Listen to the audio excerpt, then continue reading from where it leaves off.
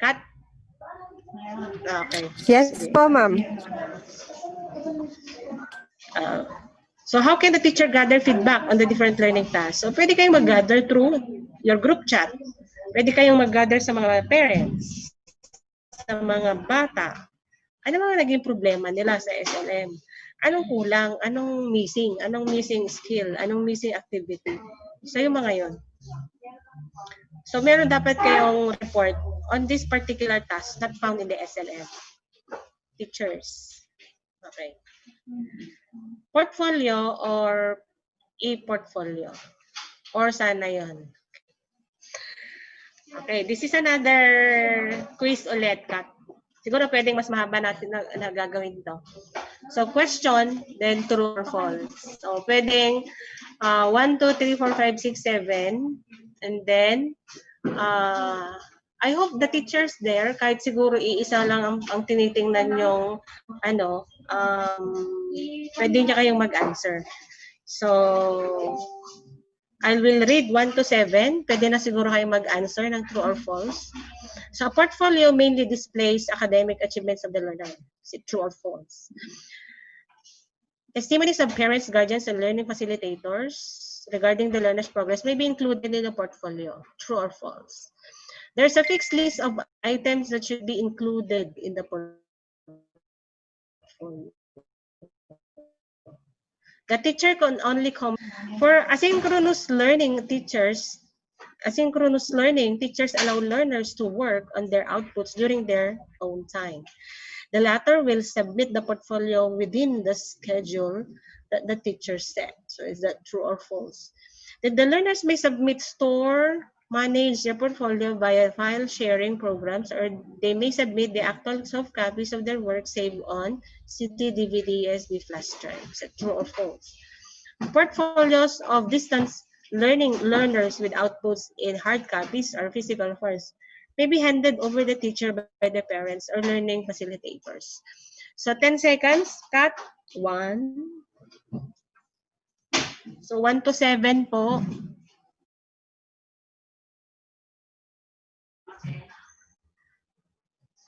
Si Mama Tela? Oh, wow. Sige. Mama Tela, may sign pen ka kapag tama ang sagot. Yung sign pen ko ay, ito na po para ma-excite naman kayo teachers, may gel 0.5. Ang sulat po ng inyong school forms.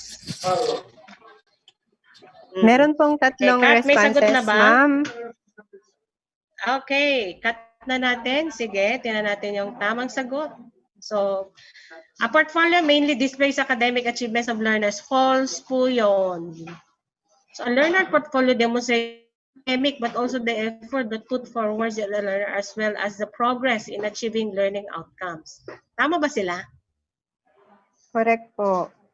Testimonies of parents, guardians, and advisors regarding the learner's work may be included in the portfolio. True.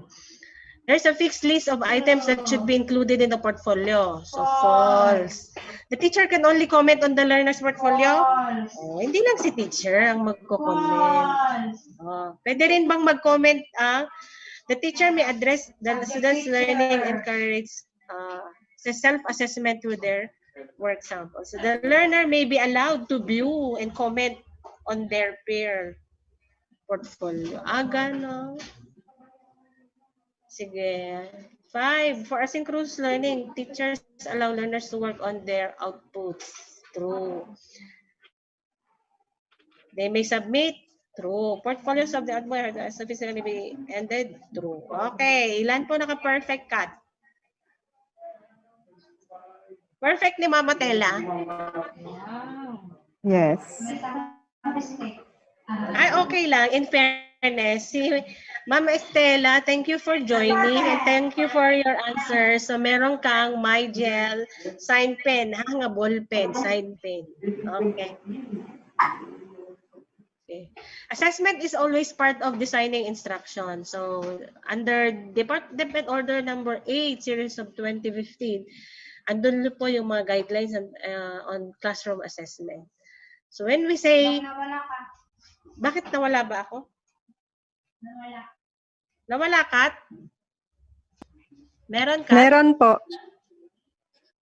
Ay, In the okay. policy, you will In find the out policy, you will find out types of assessment.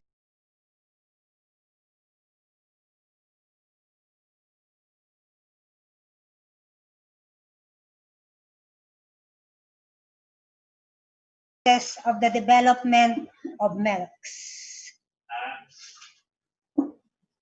Now we have here the Department of Education's Bureau of Curriculum Development develop Mercs to cope with the drastic change in the educational atmosphere due to COVID-19 pandemic. The focus of instruction were streamlined to the most essential or the most indispensable learning competencies. MERC is also developed in response to UNESCO's fourth Sustainable Development Goal, and that is to develop resilient education systems, most especially during emergencies. The MERCs intend to assist school in navigating the limited number of school days as they employ multiple delivery schemes by providing them ample instructional space. So these are the general and specific purposes of the development of MERCs. Now, how does curriculum review aid in the identification of essential learning competencies?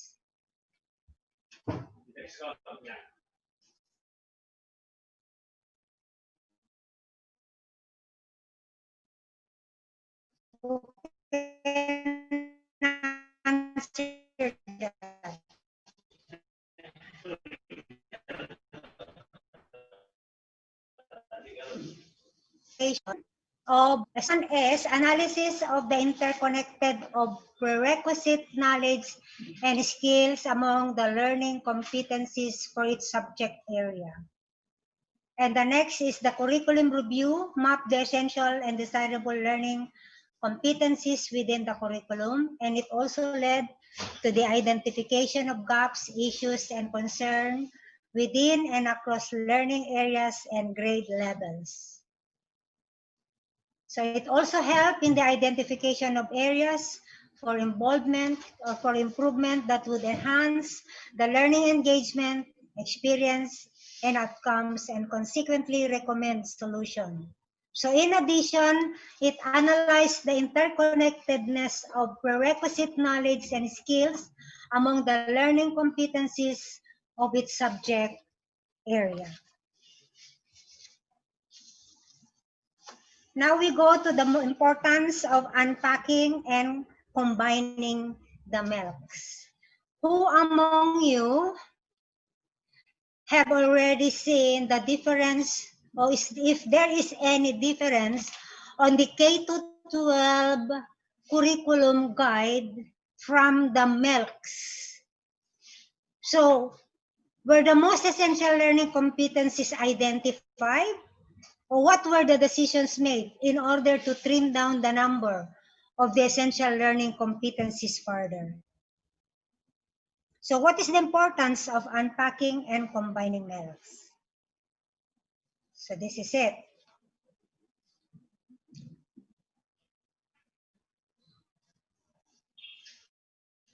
So learning competencies are identified by knowing the following characteristics. Number one, it is applicable to real life situation. It would be important for student to acquire the competency after he or he left that particular grade level. It is aligned with national, state, and local standards, frameworks, scientifically literate Filipinos. It would not be expected that most students would learn this through their parents, communities, if not taught at school. And it connects the content to higher concept across content areas. Now, why is it important of the Mercs in ensuring the delivery of quality education? We know very well that Mercs serves as a teacher's guide in preparing our lesson. This is what we call the Weekly Home Learning Plan, or WHLP, and instructional materials that is self-learning modules. We also know that Mercs ensures delivery of quality education and instruction as it becomes the primary reference in determining and implementing learning delivery approaches that are suited to the local context and diversity of learners while adapting to the challenges posed by COVID-19. Now, if you are holding your original K-12 curriculum guide and the corresponding list of MELCs, please go to the sections of the curriculum guide and MELCs that are relevant to your instructional needs. Copy and accomplish the following table and compare the two documents to determine which learning competencies were retained, dropped, or merged. So this is your activity number 3. Okay. As you can see here, sa Filipino na kumuha ng sample. So, first column, we have the merged or the clustered competencies. The K-12 learning competencies sa the second column, and the MELCs sa third column. On the first column, you can see merged, retained, and dropped. Okay. Sa una, natutukoy ang mensahe at layunin ng napanood na mito na ipapahayag ang mahalagang kaisipan sa napakinggang mito. Doon sa MELCs, natutukoy ang mensahe sa napakinggang mito. Ano ang na-retain o hindi napalitan o kaya ay hindi na bago, nandun pa rin? Naiugnay ang mga salita batay sa kayarian nito. Doon sa MELCs, nailagay pa rin yung naiugnay ang mga salita batay sa kayarian nito. Meron bang natanggal? Wala. Now, in your own learning area, try to look at the merged clustered. Then you have to compare with the K-12 learning competencies and then the MELCs. And what is merged, what is retained, and what is dropped. So you are going to do that by learning area. In the Filipino department, you can choose one. You can have output for one, ESP for one, TLE for one, and science another one. So that is the activity 3 that you're going to do. So did you bring with you your K-12 learning competencies or curriculum guide? And your MELCs, you have that. Now we go to the activity 4. Discuss and share your answers to activities 1 to 3 in this lesson. Discuss any questions about the MELCs that need clarification as well. Share your thoughts and let your co-teachers articulate their insights regarding your question. Jot down all the insights shared in the discussion, including your own. So you have your own insight.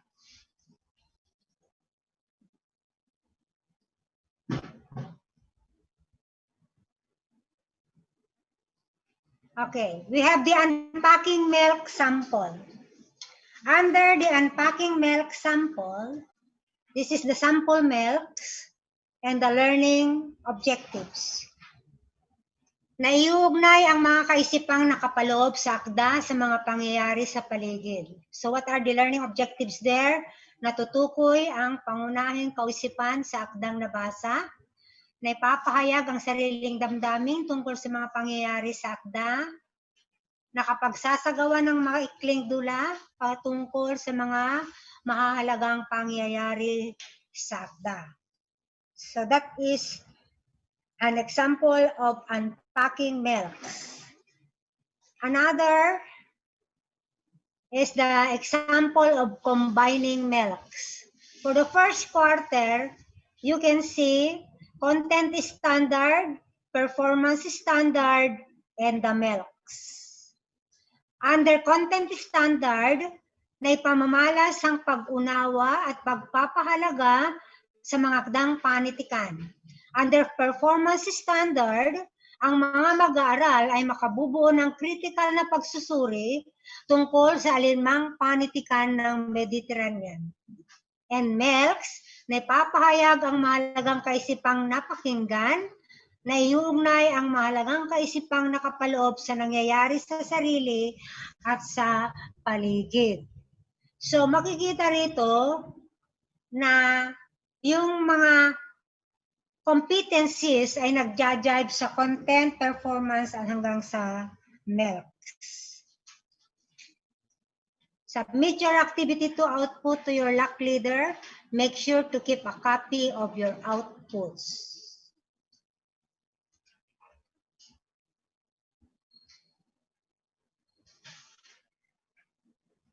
Okay. What consideration must be taken in unpacking and combining the milk? Okay. So in unpacking milks, we must consider the following. Alignment on the content and performance standards. The milks are not departure from the standard-based design. We must consider this to achieve a quality teaching output. Secondly, prerequisite knowledge and skills. Curriculum objective must be hierarchy. Mastering fundamental knowledge is a must before going to the other level of learning. That is self-explanatory. Logical sequence of learning objectives. We cannot give a better learning ideas to our students if our objective is not logical sequence. So planning is the most important objective, is key frame in achieving better understanding of our learners. So do all the milks need to be unpacked or combined? Why or why not? Who can answer that?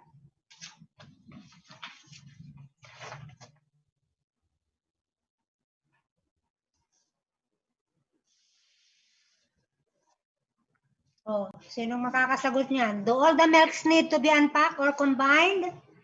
Why or why not?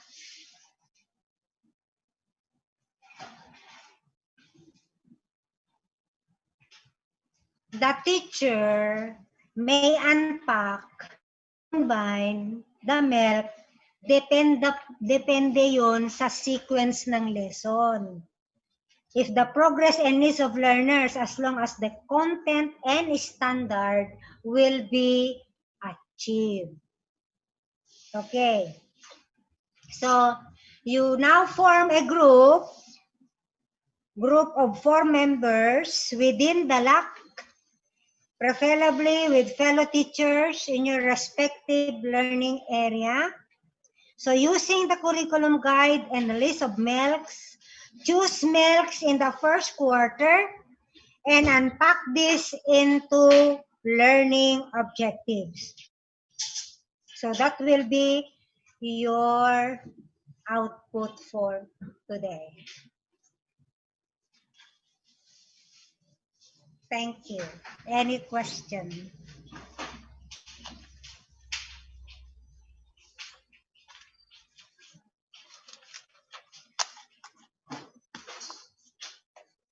You have any question? If you don't have any question, then you start the activity.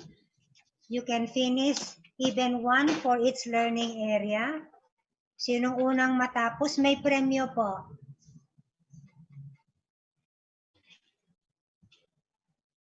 Premyo nyo, tsokolate. Thank you. Escape.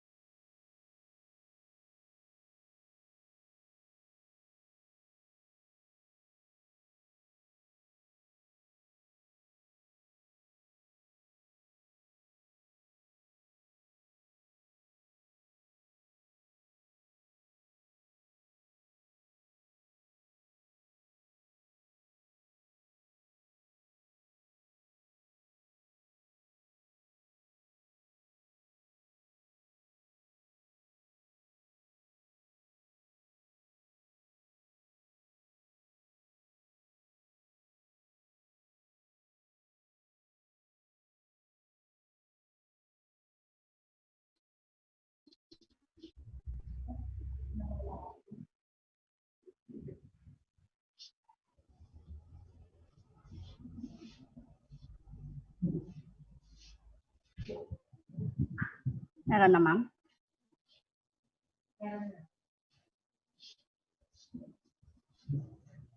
Ma'am Kat, meron? Yes po, Meron ma'am. na po, Ma'am Nakikita Kat? na po namin. Okay, magandang hapon po sa inyong lahat. TLE Department, the Filipino Deaf, Science Deaf, and of course, the ESP Deaf. My topic will be Session 3B or Module 3B, which is all about learning resources. So ito po ay katuloy lang ng Module 3A na na-discuss kanina ni Ma'am Florabel on designing instruction in the different learning delivery modalities. Kung saan ang daming activities kanina sa 3A, di po ba? Sa Module 3B, sa Learning Resources, meron lang tayong i-accomplish na rapid assessment tool na dinistribute po ni Ma'am Clarice kanina by DEF. Kung meron po kayong mga hawak ng rapid assessment tool, meron po. I-accomplish nyo po yan after my session. And of course, dapat meron pa tayong study notebook and reference to jot down things. Okay. Objective for this module, number 1, associate learning resources with specific learning modalities.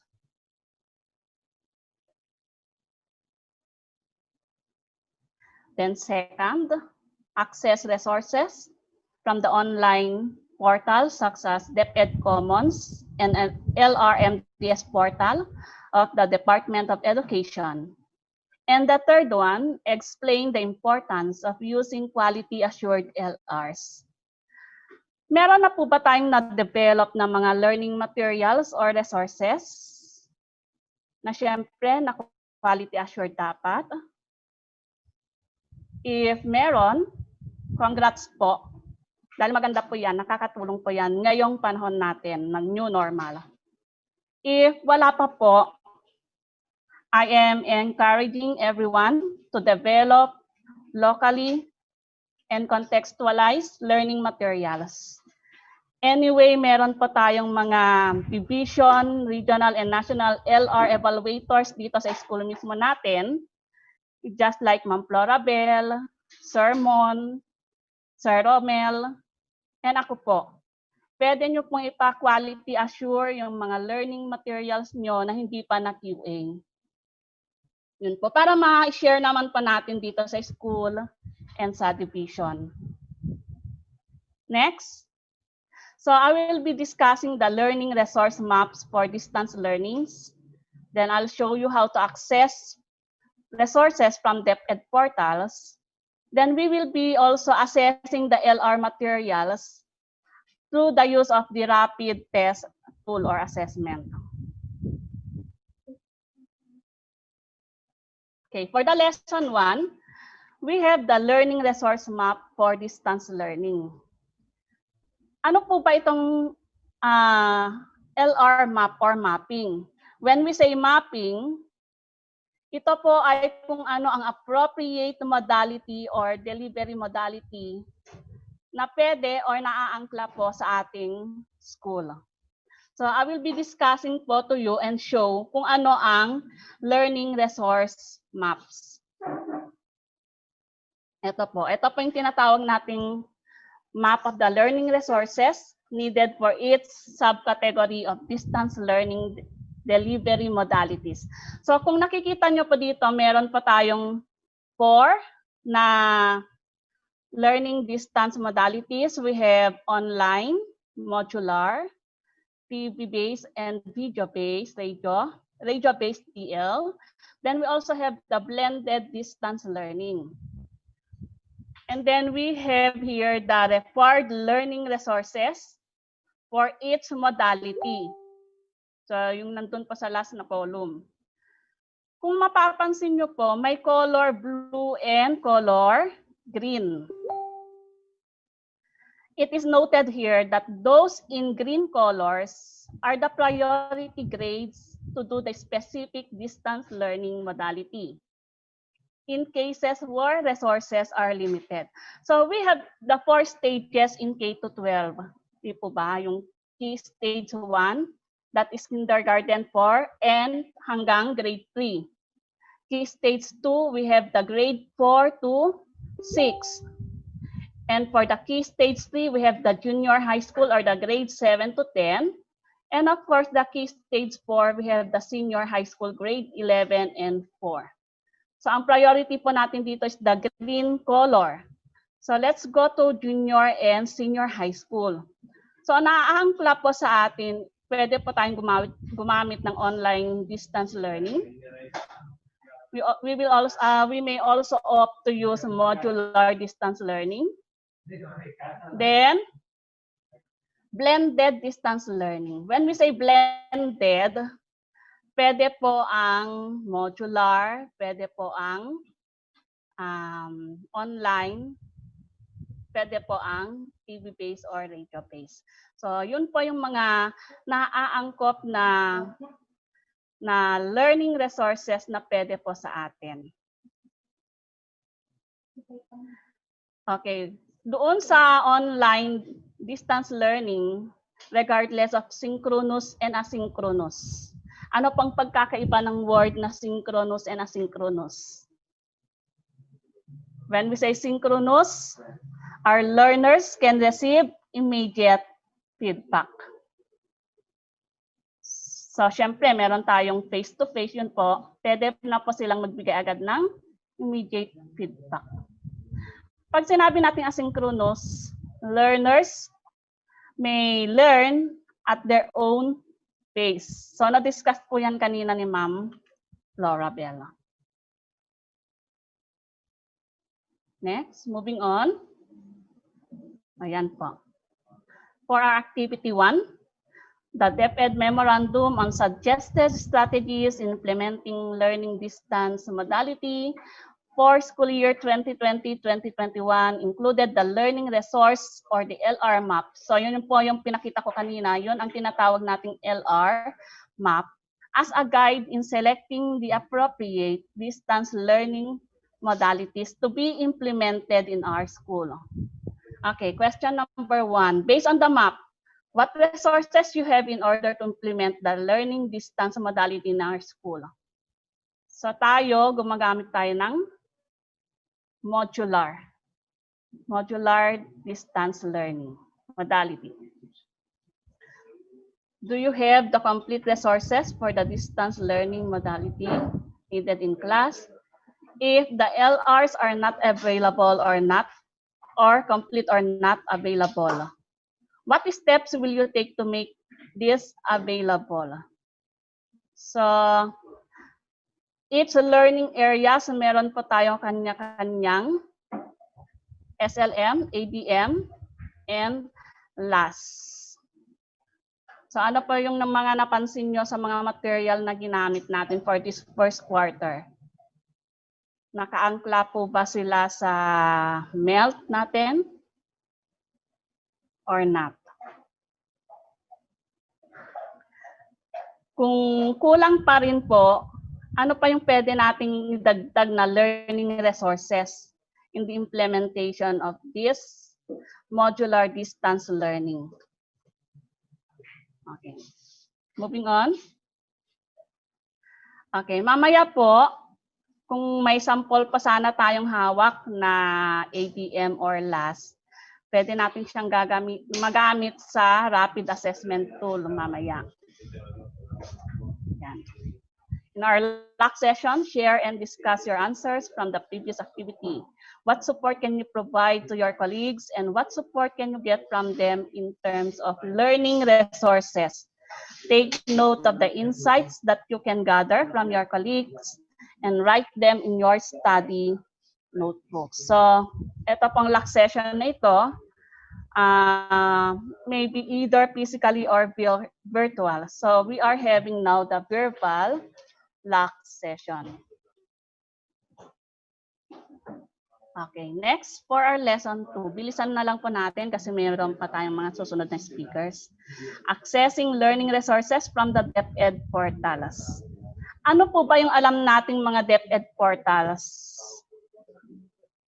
Siyempre, yung mga legit na tinatawag natin. First, we have the LR portals or yung tinatawag nating Lrmts portals. Then, the second one, we have the DepEd Commons. Kailan lang po na-launch ang DepEd Common? Dahil po dito sa new normal. So yan po yung mga legit na learning resources portal na pwede tayong makakuha ng additional learning resources or learning materials. Okay. LRMDS portal. Ensure that you have an LRMDS portal account. So bago pa tayo magkaroon ng LR account, dapat we may have our DepEd accounts. So yun po yung mga ginawa nating mga DepEd account natin kay Ma'am Sen. Sino po ang nakakaalala pa ng kanyang password or email sa DepEd account niya? Dapat meron po tayong kanya-kanyang DepEd account para maka-access po tayo sa LRMDS portal. So I'll show you the LR portal user guide mamaya. Or we may seek assistance from our IT. So Ma'am Sen, lapitan na lang po natin si Ma'am Sen or Sir Erwin. Ilang taon na po ba tayo sa DepEd? Siyempre meron na pong matatagal sa atin. Sa tagal po ba natin sa DepEd, dapat kahit minsan naka-download or access na tayo sa LRMDS portal. Kasi marami pong resources doon na nakakatulong sa atin. Pwede tayong makakuha ng idea na i-localize na lang or i-contextualize yung mga learning materials doon. Dahil sure po ako na yung mga learning materials na pwede nating i-localize sa LR portal ay na-quality assure ng tamang tao, ng mga tamang tao sa DepEd. Na-evaluate po ito ng mga LR, Learning Resource Evaluators, na syempre, hindi po basta-basta mga LR evaluators or Learning Resources Evaluators. Nag-undergo po sila ng mga series of trainings in quality assuring the material. Paano po tayo makaka-access sa LR portal? So magpatulong na lang po tayo sa mga IT expert natin para masubukan din po nating maka-download or upload ng learning materials sa LR. And then we also have the DepEd Commons. When we say common, pwede po itong i-access. So ito po yung DepEd Commons na unnumbered memorandum dated March 17, 2020. Pag sinabi po nating common, it can be used by common people. So pwede po siyang ma-access ng estudyante, ng parents, ng mga businessman, and others dahil libre po ito. Libre po ang DepEd Commons. So yan po yung dalawang legit na learning resources portal natin. Okay. Let us check the LRMDS portal user guide.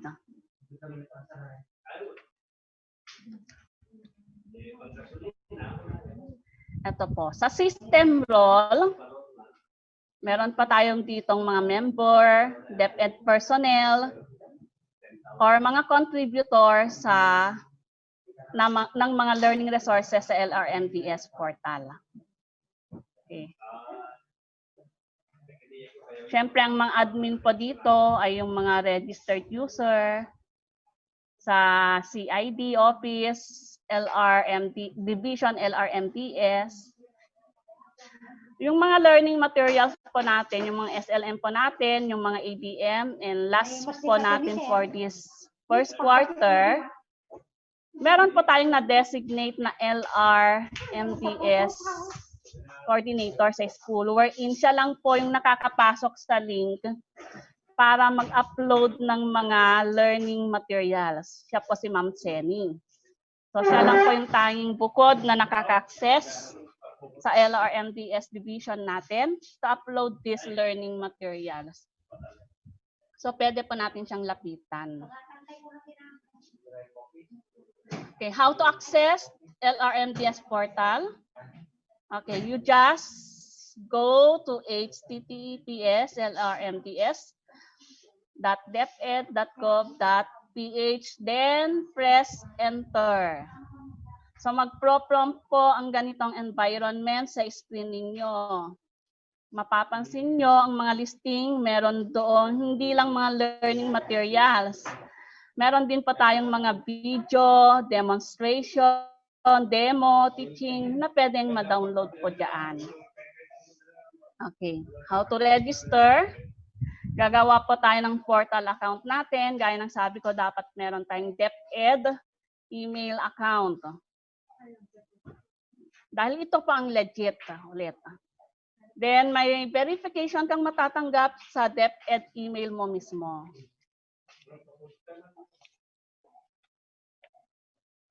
Then, yan na.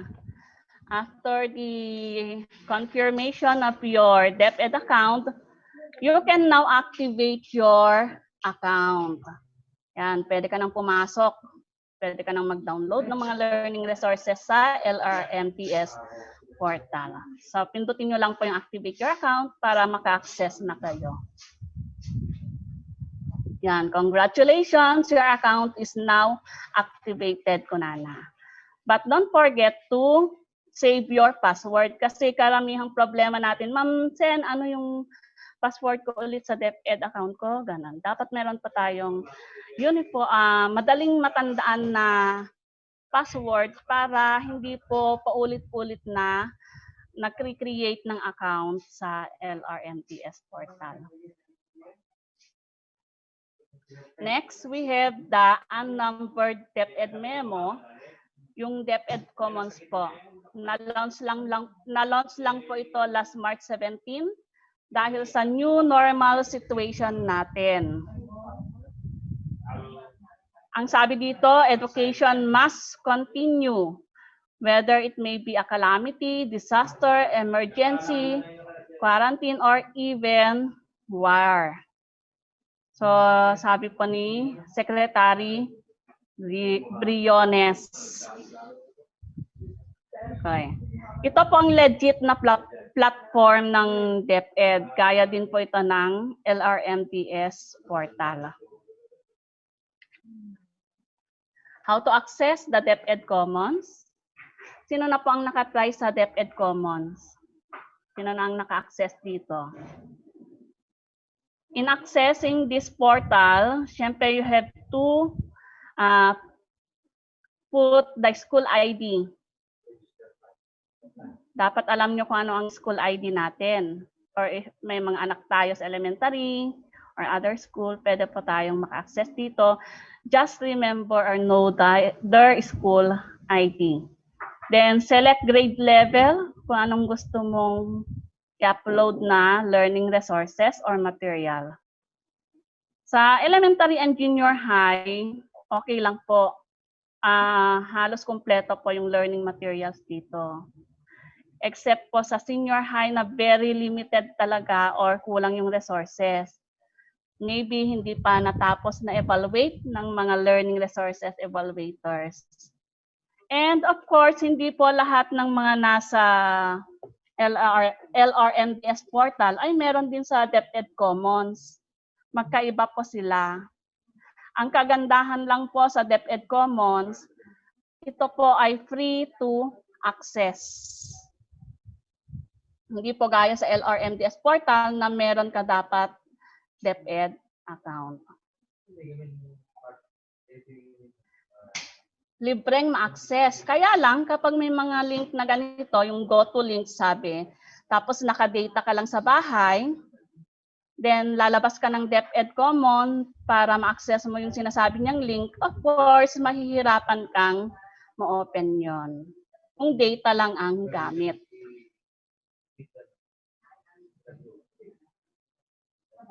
Okay, meron pang note dito sa DepEd memo na those who do not have access to these requirements can opt for paper-based homework and are not required to visit the internet cafe for health security. Teachers have the discretion to adopt appropriate modalities of instruction, provided that they follow strict compliance to the guidelines, policies, reminders given by the DepEd. So meron din po pala tayo ditong note na nakalagay na hindi naman talaga required na ipa-access natin sa mga students natin yung LRMDS portal or DepEd Commons. Kung kinakailangan lang po ng additional resources, pwede po. Okay. Ito na po yung sinasabi ko kaninang rapid assessment of learning resources. So, assignment na lang po natin ito, one per department. Ang output po dito ay one per department to be submitted on Wednesday. Yung mga magre-report po tomorrow. Yung mga magre-report on Wednesday, sa Wednesday. You access learning material in the DepEd Commons and LRMDS portal. Then, you answer the following questions. Is the LR material connected and relevant to the MELT? Yes or no? Or cannot be determined. Next, appropriate. Is this learning material appropriate to the grade level and learner characteristics in terms of language, activities? Yan po. Is the learning resource material easy to reproduce or disseminate to our learners? Is the LR material credible, has credible source of author? Ito na po yung tinatawag natin na QA ba to? Dumaan ba to sa tamang proseso? Is the LR material culture and gender fair? Of course, hindi po bias. Then, is the LR material free from red flags on possible copyright and plagiarism issues? Then, design with a layout format that is easy to read and pleasing to the eyes. So, ang magiging assignment nyo po, mag-download po kayo ng 2 learning materials. Isa sa DepEd Common, isa sa LRMDS portal. Then, you will be answering the following rapid assessment questions. Okay, andito na po tayo sa reflection. After answering those questions in the rapid assessment, isasalin nyo din po ito sa output nyo. Was the material able to meet all the requirements? Were there any questions in the assessment tool where you answered no or cannot be determined? What decision will you make on the LR material and why? Are there other aspects of the materials not covered by the tool but still need to be assessed? Specify which aspect. How does this exercise help you in picking the right and appropriate learning resources materials for your lesson and your learners? So yan po yung magiging output nyo in this session. Thank you for listening. So we must grow, empower, and transform. Salamat po. Thank you po, Ma'am Helen. If you have questions, please post them in the chat box. We'll now be moving forward to our next speaker on the topic of technical assistance and coaching in DL. We have Ma'am Irene G. Lorenzo, the Senior High School Group Head Coordinator. Saan ate Manan Sally? Hello, Ma'am Irene. Hi!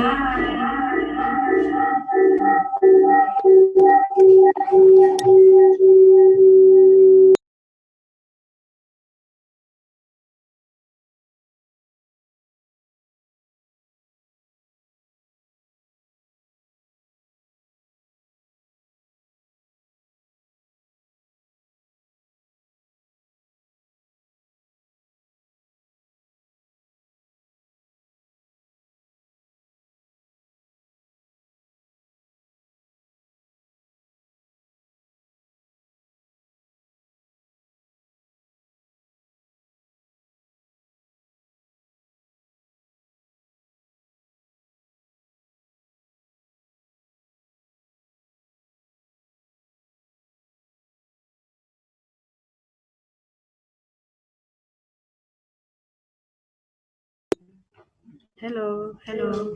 Hello, good afternoon po. Hello, good afternoon po. Bakit po lang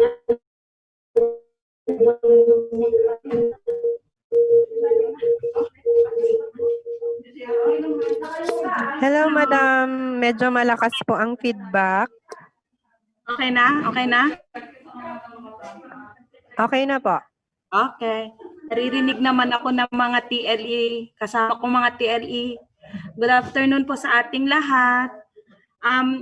Module 1 to 3, it pertains with it deals with our students. But this time in module 4, we need this as teachers.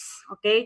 The title for module 4 is Planning for Continuing Professional Development and Learning Action Cell.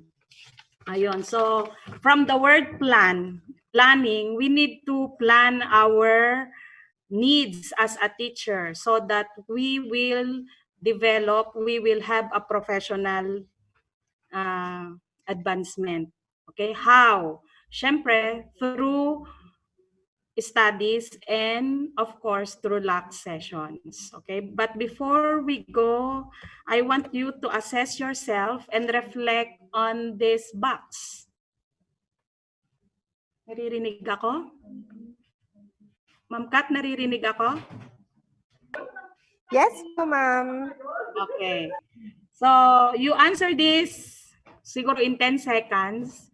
Mag-reflect kayo kung nasaan na kayo as a teacher. So, number 1, you will agree if you strongly agree, disagree, or strongly disagree. Kayo lang ang makaka-assess sa sarili nyo. So, number 1, I can use the modality with is.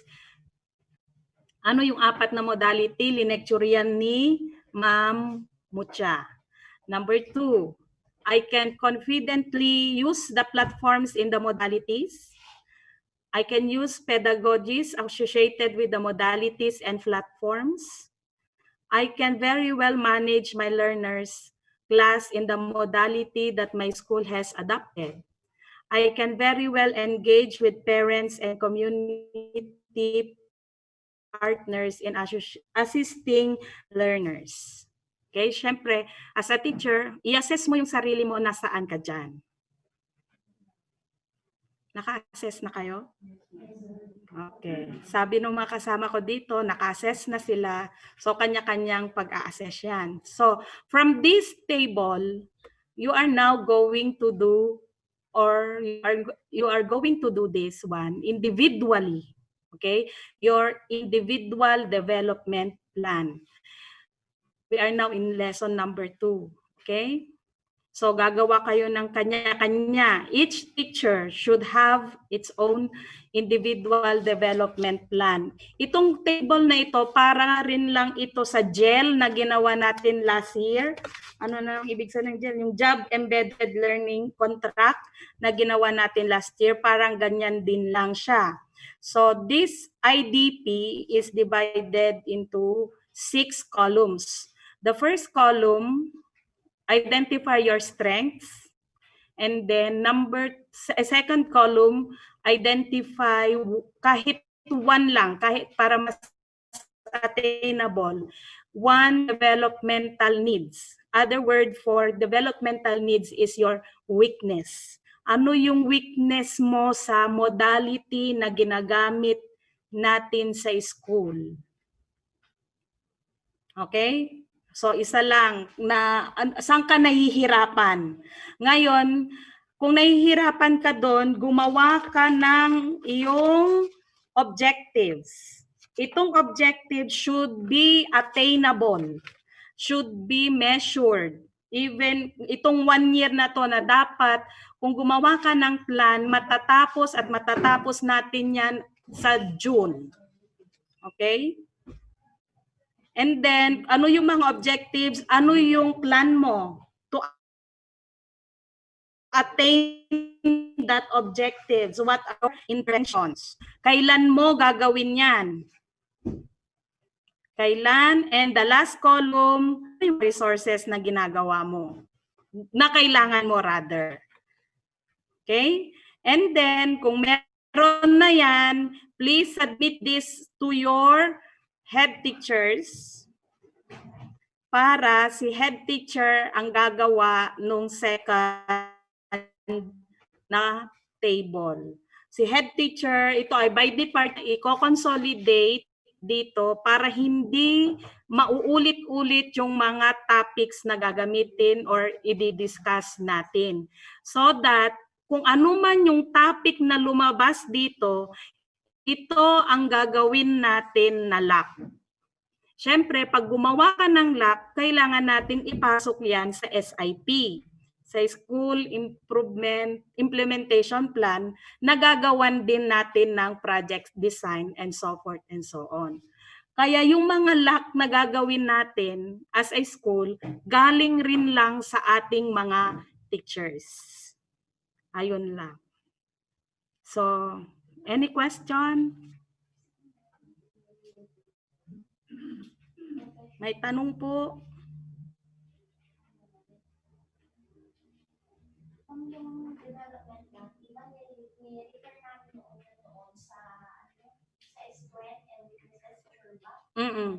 Yes.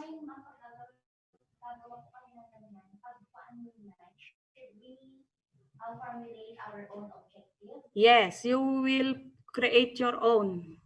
Naaakma na ngayon, ma'am, sa sitwasyon natin ngayon. Yung ginawa nyong development plan noon, syempre wala pang COVID noon, hindi pa, normal pa noon, di ba? So, yung gagawin natin na lock ngayon ay ayon sa mga pangangailangan nyo, ayon sa need nyo as a teacher. Okay? Kasi mag-iba na. You can, pwede mo rin kunin yung nakaraan, basta, yun pa rin ang need nyo ngayon. Kasi ang need natin ngayon is yung, yun nga, nahihirapan tayo sa modality. Ano ang gusto nyo itulong ng admin sa inyo? Ganon. Na pagtutulungan natin. We work as team.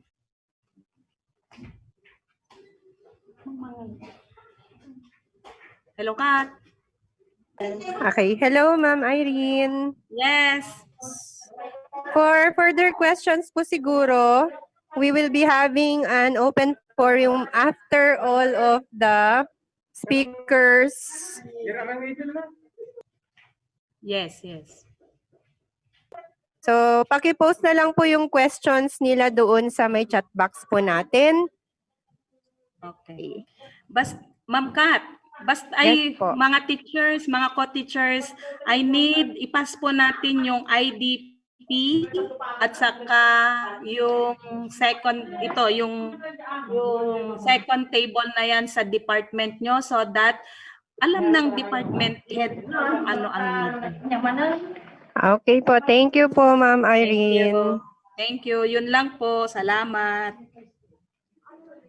Okay. So, magpa-proceed na po tayo sa next na topic natin.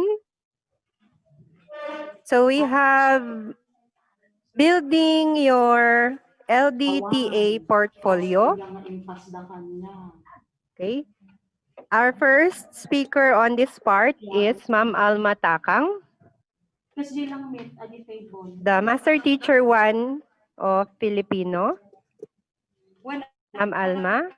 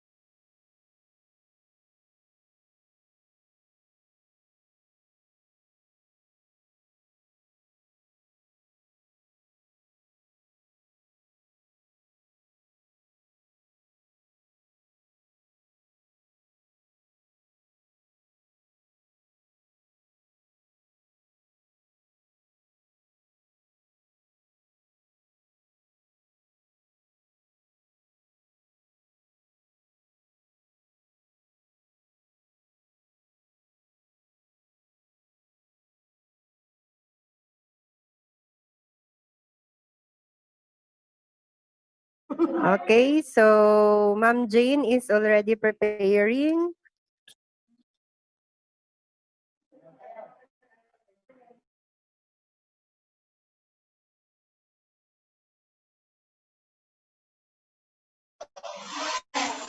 Sige po, good afternoon po.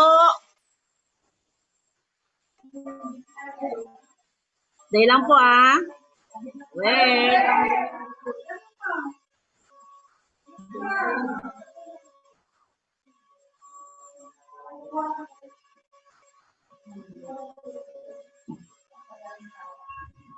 Yan. At least may background tayo.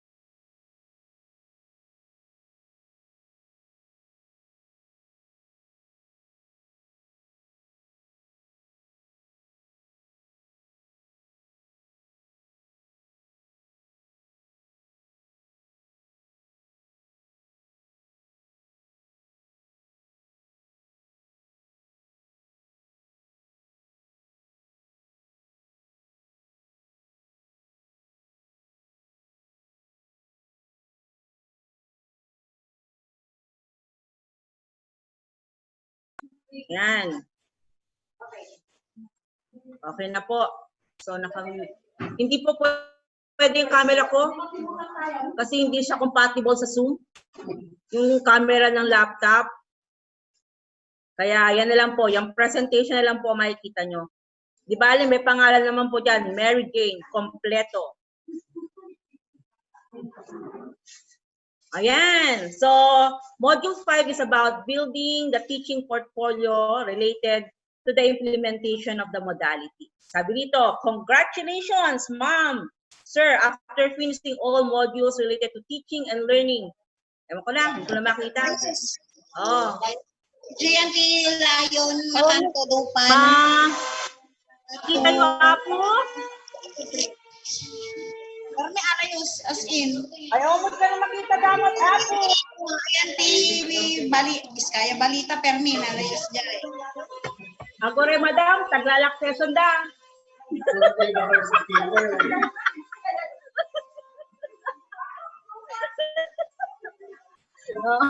Sorry po sa advertisement. So sabi, you are now ready to apply them as you manage the teaching and learning process in the new delivery modalities. Okay.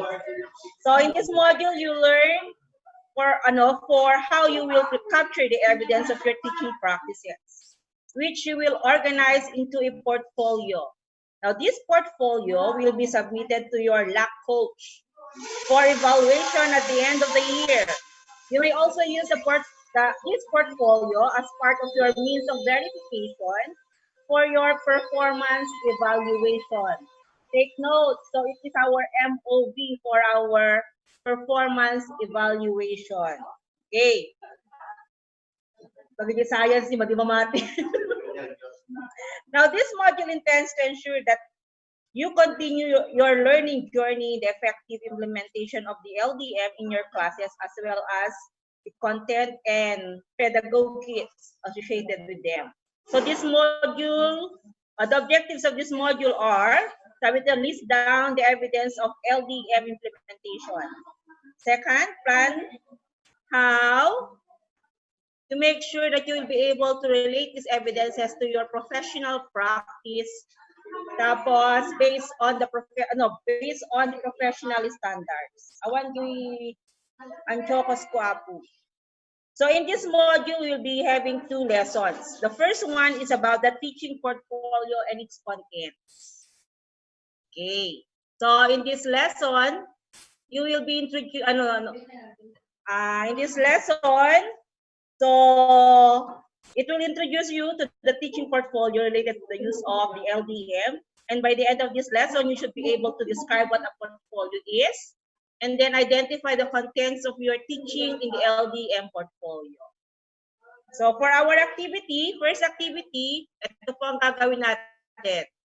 So sabi nito, before you begin to prepare building your portfolio, you need to make sure that you have completed all outputs for this course.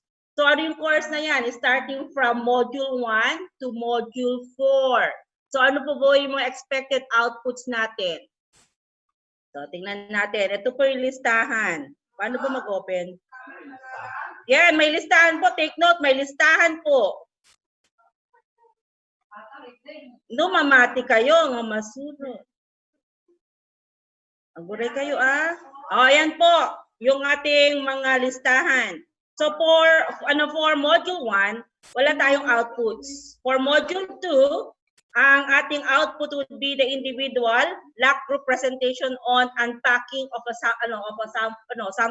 sample milk. So dapat meron tayong unpacking of a sample milk. Meron kayong output doon. For Module 3A, andyan po yung listahan. Nababasa po ba nyo? Pwede ko kayo mag-react kung nababasa nyo. Kung hindi po, huwag nyo nang basahin. So, sabi nito, ano sa Module 3A? So, you have the list of targeted learner interventions. Second, learning tasks for your DL. Second one, your assessment methods in DL. Tapos, meron yung weekly home learning plan for one subject. Tapos, individual learning monitoring plan for a student who lags behind in completing the learning tasks. Then, you have yung LAC 3 teacher engagement report. Tapos, meron, that is optional. Another optional would be yung LAC session report that is conducted. For Module 3B, kailangan ang expected output natin would be to accomplish LR rapid assessment tools with reflections. For Module 4, yung finalized LDM individual development plan, which is produced after discussion during the LAC. Ngayon dapat na na-produce yan. Pero, so, natin. So, ito dapat ang ating mga expected outputs na gagawin or lalagay sa portfolio. Hala, paano bumalik doon? Ayan. Okay. Okay, sabi nito. So, let's proceed with activity 2. So, take note po dun sa listahan ng ating expected outputs. Kasi yun po ang ating gagawan ng portfolio. So, sabi nito, study the reading on portfolios from the Glossary of Education Reform. So, pakikita ko lang po sa inyo, pero take note of these 3 questions. So, after reading, kailangan masagot po natin yung 3 question. So, the first one is, how will your portfolio help you in tracking the progress of your teaching practice in your school's LDM? Second one, what evidence from the previous modules will help you capture the progress of your teaching practice? And lastly, why is writing down your reflections an integral part of your portfolio? So let's have the reading on portfolio. So siguro daanan lang po natin. Anyway, ito po pwede na po yung basahin. Nasa internet na po itong link na to. With answer key. May answer key po to. So daanan lang po natin. So sa reading na to, mababasa nyo kung ano yung portfolio. Sa reading na to, student dito hindi po yung mga student natin. Yung student dito refers to us as a student of this course on LDM2. So ang portfolio, sabi niya, nandiyan yung kanya meaning. Iko, basahin na lang po nyo. Kasi po, meron pa po tayong gagawing portfolio, kaya bilisan na po natin. Ayan. So makukuha po nyo itong link na to sa internet. Paso na po to. Marami na pong nakagawa ng mga link tungkol dito.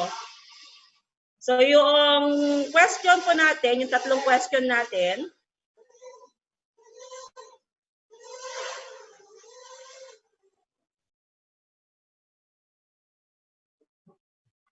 Yan. Yung answer po natin doon sa tatlong questions na to, may answer key na rin po yan sa internet. So yung mga sagot, doon na rin po sa internet. Pwede nyo pong ilagay na rin sa portfolio yung mga answer nyo dyan. Okay, let's proceed. Activity 4. Sabi dito, in your last session, discuss your answers and thoughts on the question from activities 2 and 3 with your colleagues. Siguro, tanungin na lang yung katabi nyo kung what is a portfolio. Ano ba yung sagot nyo sa number 2.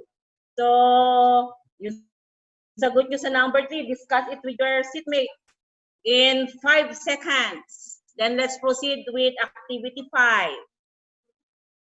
Sabi ito, based on the sharing and discussion in your lab, finalize your list of evidence in the list of suggested evidence form and submit to your lab leader. Sabi ito, make sure that you keep a copy of those evidences for yourself.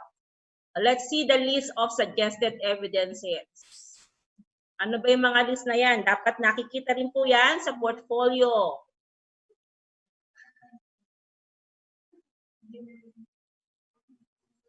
I repeat, yung portfolio po na i-build natin, ito po yung portfolio na isasubmit natin at the end of the year as an MOV po sa ating performance evaluation.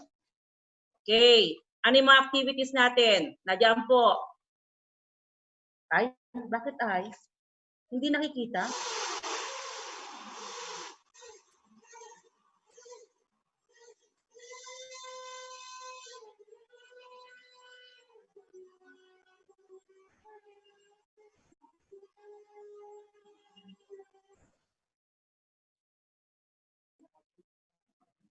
Yan. Okay, sorry po kung hindi nyo nakita yung una kanina.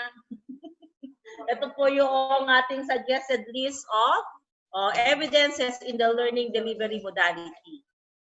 So, ano activity, mga nadyan po sa table, tatlong columns. Yung unang column is about the activities, ang timeline, saka yung outputs. So, dapat nag-start tayo noong August na nagkumukuha na ng mga evidences natin. So, take note po, nandiyan po lahat. So, documentation of lesson delivery. The timeline niya is from August to November. So, ang output natin, we should have at least 2 recorded lessons online or lesson plans. Tapos, researching and incorporating teaching strategies and modalities. Ganun din po, at least 2 recorded lesson plans. WHLP, recorded WHLP. Ayun po ang ating evidences. On participation in recognized PGs that are aligned with their professional goals, anchored on Philippine professional standards for teachers. That may happen between August to November. Okay. So, kailangan po ng certification of participation with PD credit units. Another activity, yung organizing the professional portfolio. That may happen on December. At ang output natin is yung professional portfolio natin. Submission of portfolio to coaches. So that may happen on December. Siyempre, meron tayong yung certificate of submission. And then we have yung co-learning with peers and coaches at least once a month starting September 2020. Pwede po ang output natin yan is on video recording. So bukod po dyan, we are asked to list other types of evidences relevant daw doon sa ating discussion. Ay, nasa na yun?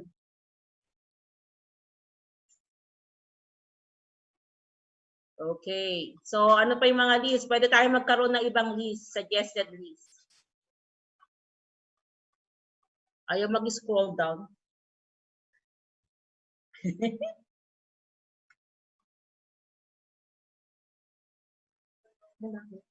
Ayaw nga.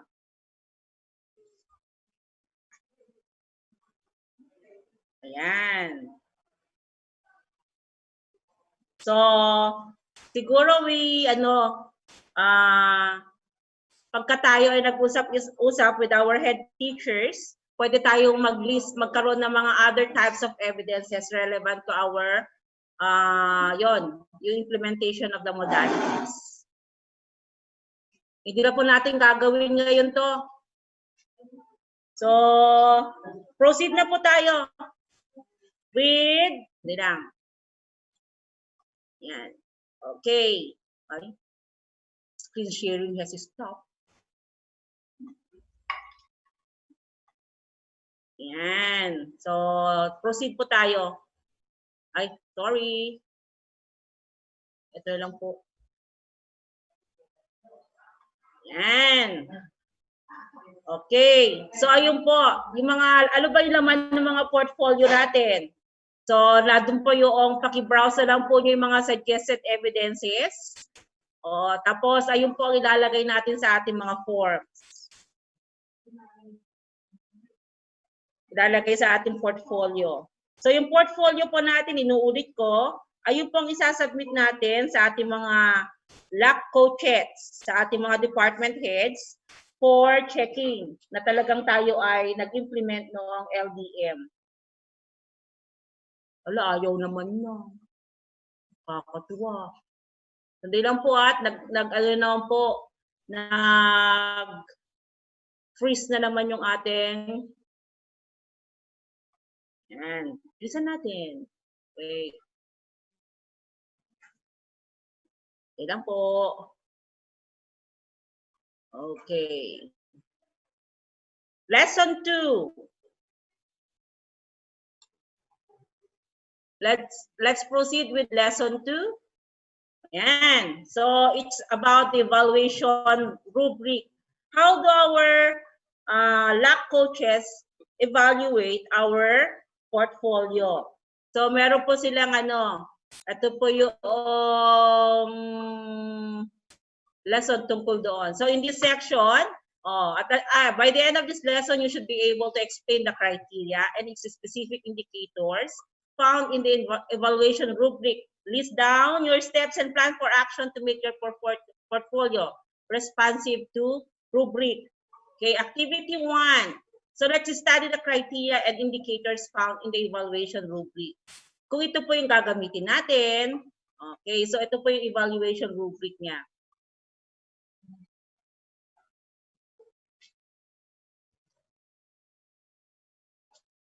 Ayan. Ayaw niya naman. Sandali lang po ha.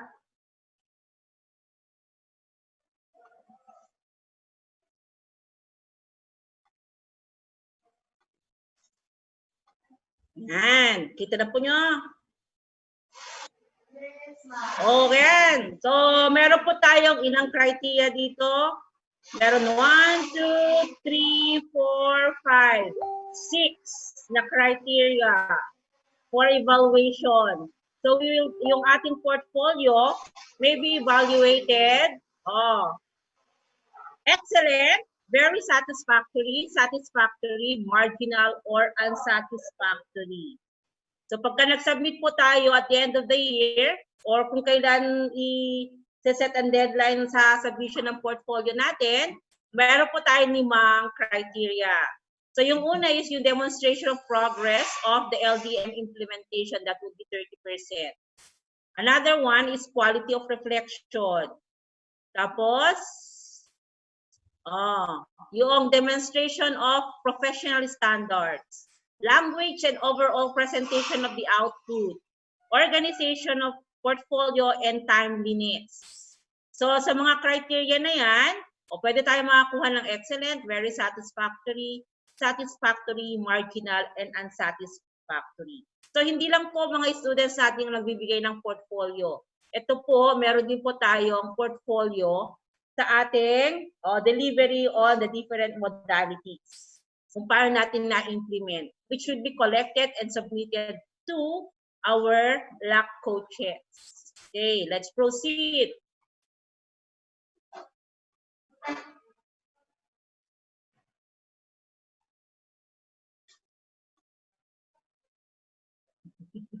Nag-stop sharing na naman siya. Sige. Wait lang po. Nasa na tayo?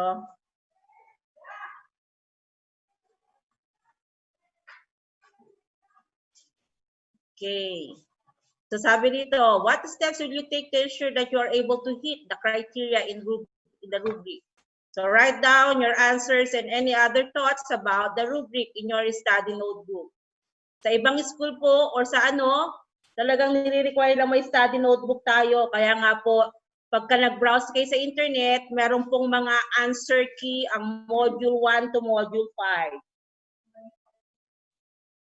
Okay. Yan. Oh, so, as a final reminder, sabi na make sure that you're able to collect the evidence of your teaching practice as you have listed and organized this into a portfolio. So at the end of the year, you will submit your portfolio to your LAC leader who will announce a specific date and manner of submission. Okay, so congratulations. You have completed the LDM2 course. Good luck on your LDM implementation, teachers. Okay, so thank you very much po. Take note po, may portfolio po tayo. Salamat po.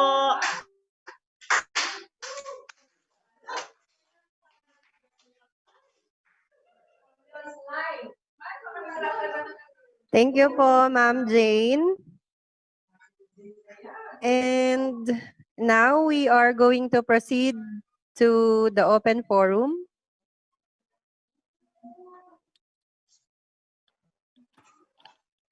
The in charge for this is Ma'am Mary Grace Dagyo.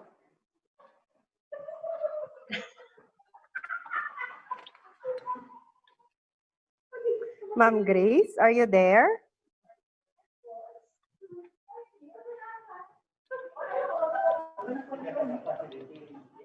So, participants, please prepare your questions. You may type them in the chat box.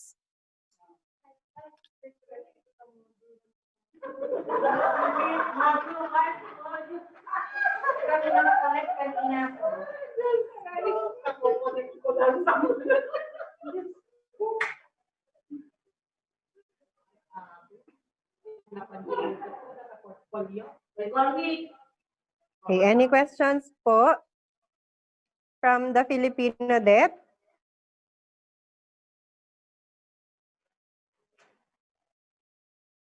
May tanong po ba?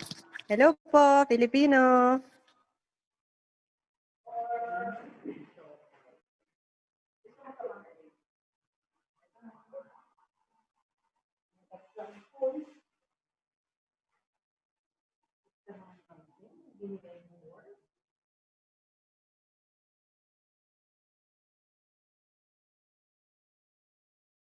Wala pong tanong mula sa Filipino Debt.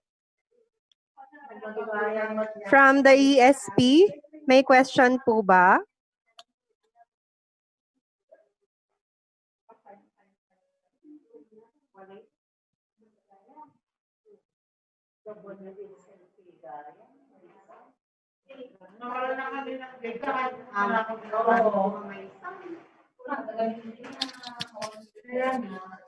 Okay, what about from the TLE Debt? Do you have any questions po for our speakers?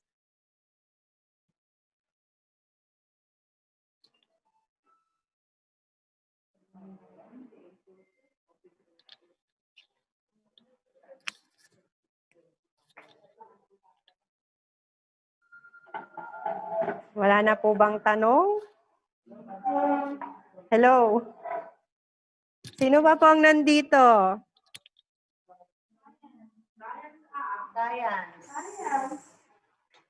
Okay, science. Question po. Any question from the side deck?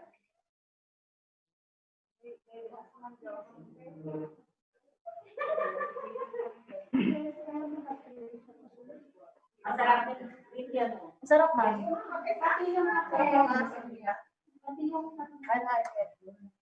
Okay. So, wala pong tanong, wala pong katanungan mula sa lahat ng participants.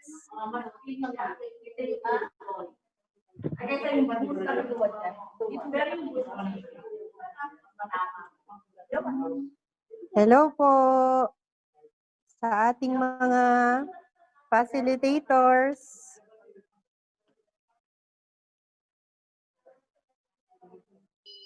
Sige, ma'am. Ma'am Pat. Ayun, hello. Ano? Hello, madam. Hello, Ma'am Su. Makita. Ma'am, tanong ko lang dun sa sa formative and summative assessment. Are we going to record the result of the formative assessment in our class record? Okay, so I think that topic is under Ma'am Florabel Muchas. Okay, so calling the attention I-record daw of... po ba ang formative? At kasi tracking natin yan, di ba? Oo. Ma'am, kayo. Kami.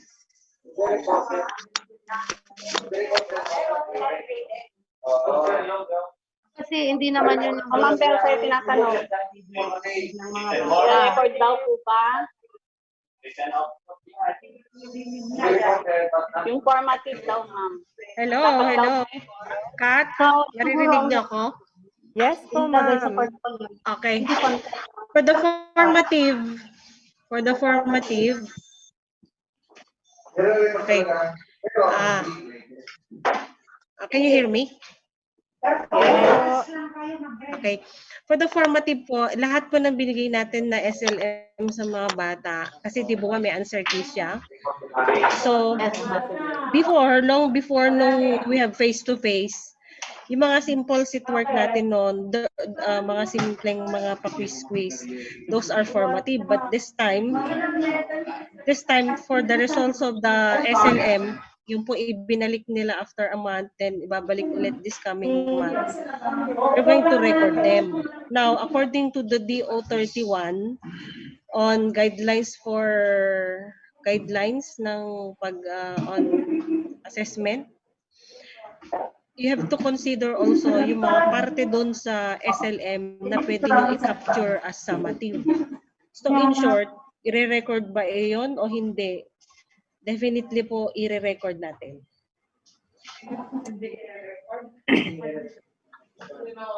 Ano, Okay ma'am? na po? Ano, ma'am? I-record? I-record po ninyo. I-record po nyo. May mga parte po dun sa SLM na pwede nyo i-capture as part of their performance task or summative. Kasi po baka mamaya po makulangan kayo ng i-record, awanhan nyo makompute grade nan. Hindi pa pwede kung lang, ma'am, yung mga yun ilagay sa portfolio. Ano, ma'am? Kung Hindi ilalagay sa... step ang i-record doon, kung buong portfolio na ang i-record.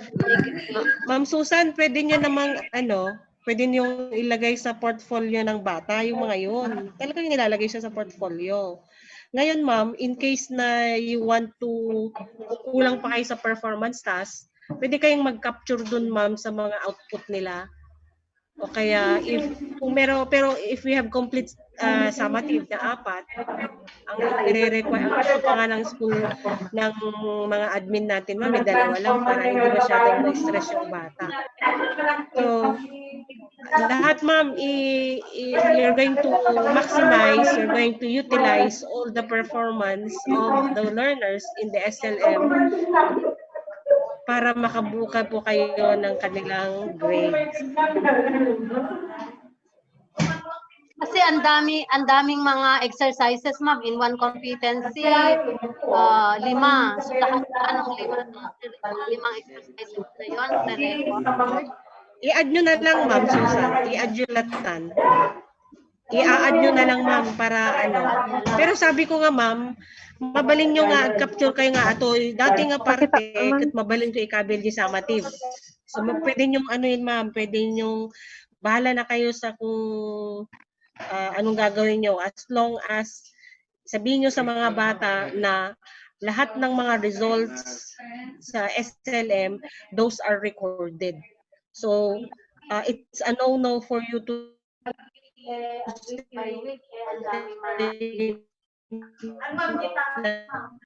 hindi recorded yung mga try their best to answer Yung those topic, activities. Ngayon, kung marami, ma'am, bahala ka nang mag-capture, ma'am, doon. O, kung gusto mo i-total mo na. Ano po?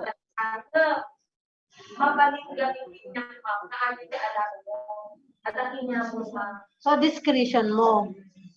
Yes, ma'am. Yes, ma'am. Oo.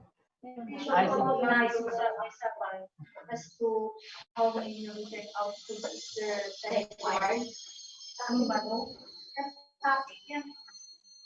Topic mo. Kasi talaga i-record. Kung ilan ang summative mo. Sa written words kasi, bali ang i-record mo doon yung mga summative mo. O kung ilan ang summative, di yun i-record mo lahat ang summative. Should I also consider yung sinabi mo yung at nagkaroon din ng apply. Okay, sige ma'am, thank you. Ma'am, thank you, ma'am. Thank you po, Ma'am Susan. Okay, any more questions po?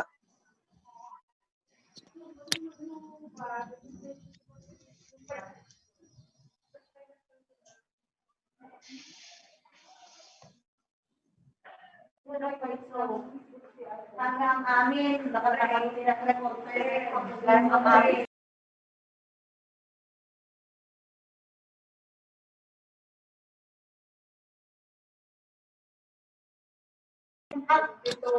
Wala na pong katanungan. Any announcements po mula sa ating mga butihing head teachers? Cut announcement. Announcement cut. Yes po, ma'am. Oo. After this lock, siguro ituloy nyo nang magbuo or consolidate or collect sa mga outputs nila in a month para tapos be prepared also with your class record, be prepared with your anecdotal record sa mga feedback sa mga bata. I hope teachers sa Filipino, TLE, ESP, and Science, lahat po kayo, you are now working kasi tapos na tayong nag-deliver ng the whole quarter. So, I hope lahat po kayo ay meron ng class record na masasabi. Pwedeng yung nabibili or pwedeng loose sheets but as long as naka-folder po lahat. So lahat po yun, mga portfolio nyo rin as teachers. And then meron din po kayong WHLP or yung daily or parang seemingly daily log or lesson log. Kung meron mang kayong pwedeng itawag doon. And then lahat po ng mga ganito kasali rin po sa mga portfolio ninyo, no, as teachers. So that later on, you will also be if you will be evaluated for IPCRF, wala pa tayong meron kayong mga MOBs. And for those who are also contemplating to conduct Zoom meeting, maybe we would ask technical assistance to Ma'am Kat. Sana po magkaroon din kayo ng ganitong engagement, science in virtual engagement to your classes, most especially sa mga online, may mga stable lang net. Try niyo pong i-experience to.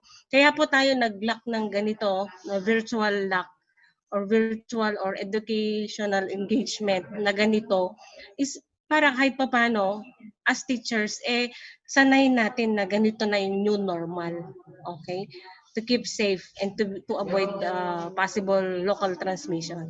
So yun lang po. Thank you po, Ma'am Kat. Thank you, Ma'am Kat, yung yung kwame natin, please paki-send mo na sa lahat ng teachers. Opo, isi-send ko po mamaya yung link. So, pakisagutan nyo po. Isi-send ko na lang po dun sa mga contact ko for each department. So, at least represented po tayo. At pakitawag mo rin si Sir Abe, si Ma'am Helen, tsaka si Ma'am Lynn if they have announcement also. Thank you. Okay, so let's wait for announcements from the other department heads. Sino na po ang ready? Ma'am Helen, Sir Abe, Ma'am Lynn. Kat wala na daw po silang announcement. Thank you daw po. Okay. So, shall we end this? Ikaw na ang magpa-final na ano.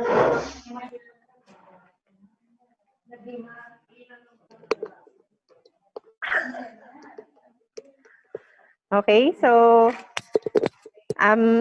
isi-send ko po yung link for the Kwame. So part po yun kasi ng ating output for this LAC session. So please, I will be asking for your cooperation in answering the questionnaire doon sa link po. So, thank you very much. Okay, so yun na po. Bye po everyone.